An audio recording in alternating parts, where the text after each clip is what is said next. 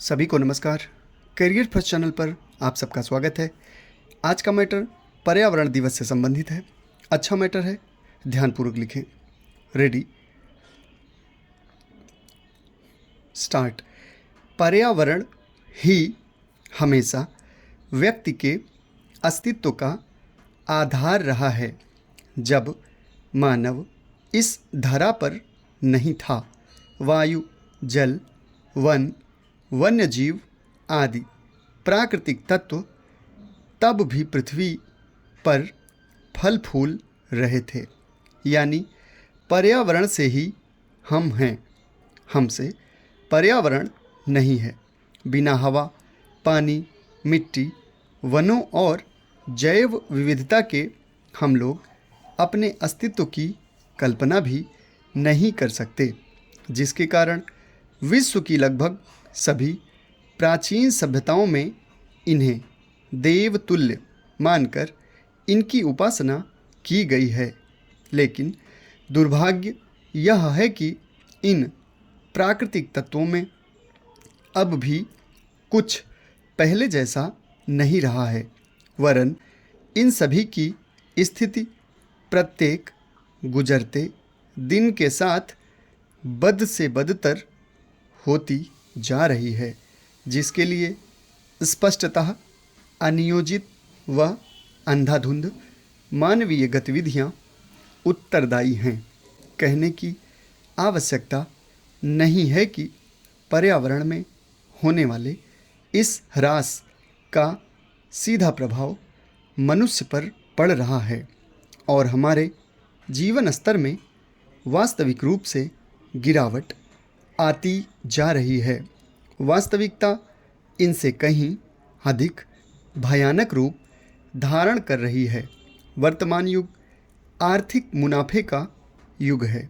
किसी भी व्यक्ति या विषय की प्रासंगिकता सिर्फ तभी सिद्ध होती है जब उससे किसी प्रकार का आर्थिक लाभ परिलक्षित होता हो। दुर्भाग्यवश हम भी शायद पर्यावरण संरक्षण के महत्व को तभी समझ सकते हैं जब उसके आर्थिक लाभों को समझ सकें। वास्तव में पर्यावरण हमें प्रत्यक्ष व अप्रत्यक्ष रूप से अनेक ऐसी सेवाएं प्रदान करता है जिनका यदि मौद्रिक रूपांतरण किया जाए तो वह राशि इतनी अधिक होगी जिसकी भरपाई श्रेष्ठ मानव बुद्धि व अत्याधुनिक प्रौद्योगिकी द्वारा किया जाना भी असंभव होगा।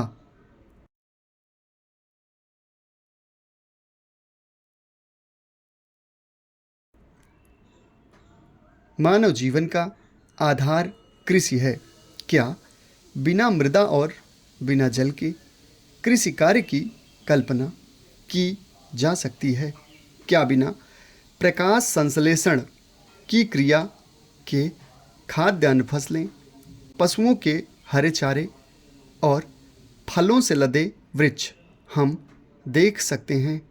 मृदा में रासायनिक कीटनाशक व उर्वरकों के बेतहाशा प्रयोग से उसमें कैंसर कारक तत्वों की मात्रा खतरनाक ढंग से बढ़ रही है, जो सब्जियों व अन्य खाद्य पदार्थों के साथ मानव शरीर व समस्त खाद्य श्रृंखला में भी शामिल हो रही है।